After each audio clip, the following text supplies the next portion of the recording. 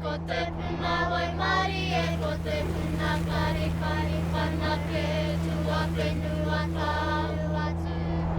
right here, it's tangible, it's in front of us. We can touch it, we can feel it. We need to be transformative. We need to believe in ourselves that we can be transformative. And that's what it's going to require.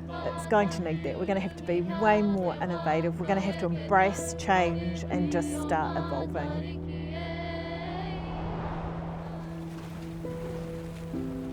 Kia ora whānau, ko Lisa Tūmahai ahau, te kaiwhakahaere o te rūranga o Ngāitahu. I am here on Karoimata o Hene Hokitere, named after the beautiful wahine Hene Hokitere. And she was up here climbing these mountains with her loved one, and he was swept away by an avalanche and she lost him. She cried rivers of tears, and it is said that the gods turned her tears into ice.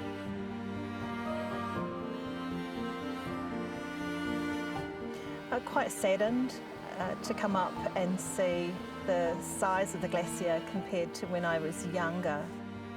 This is an outcome of climate change. The loss of this glacier is a sign of things to come. Climate changes when the weather goes differently. If all the ice melts, then all of our places will be flooded. You know, it was 20, 30 odd years away back when I was 8 years old, and now it's becoming a reality and we can actually see those impacts. We've all got an obligation to make sure that mō tātou a moka uria muri aki nei, you know, for us and our children after us, that there's an after us for our children. Nō koe tamariki ana, e pakare ana tēnei whenua, e nui ana te whenua, hari te mea kua kaha kāinga e tangaroa e hine moana rānei, engari te rangi nei he kai te kitea marika kua rereke. We've probably lost 60 to 80 feet off the front of the urupa, and that's where those caskets are being exposed.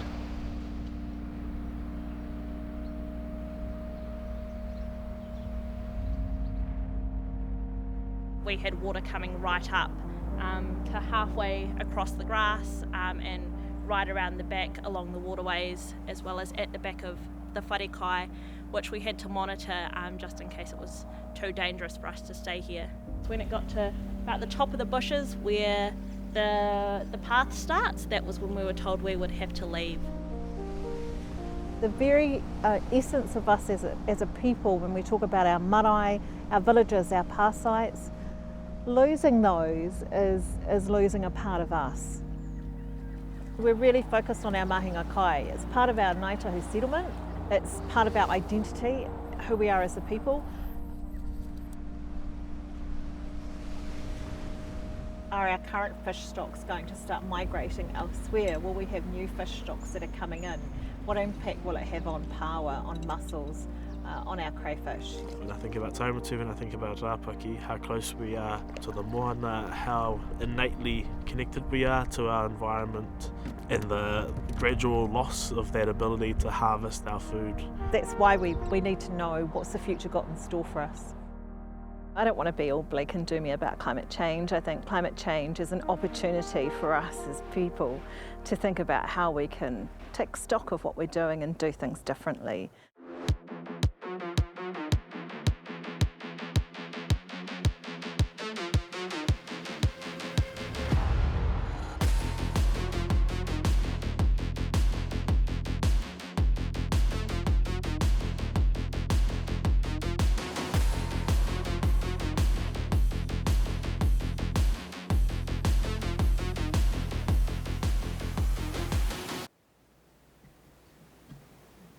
I'm immensely passionate and proud to be a farmer. You know, it wasn't long ago that we were deemed by New Zealand to be essential workers, and I think we've forgotten that. We have 17 farms here at Te Whenua Hau, covering 6,800 hectares. Where I'm standing out on farm right now is a trial that we've had underway now for 2 years, coming up to its 3rd year. So this is 110 hectares of alternative farming. And what that led us to was investigating alternative options around no synthetic fertiliser, a more diverse pasture species which has got a far richer element of legumes, herbs and grasses. And so by having a greater root system, that then allows us to sequester carbon. There's some challenges, but we've got some great people leading some awesome change. You know, I'm really proud that Ngāi Tahu Farming and Mana Whenua have given us the licence to be able to challenge the status quo.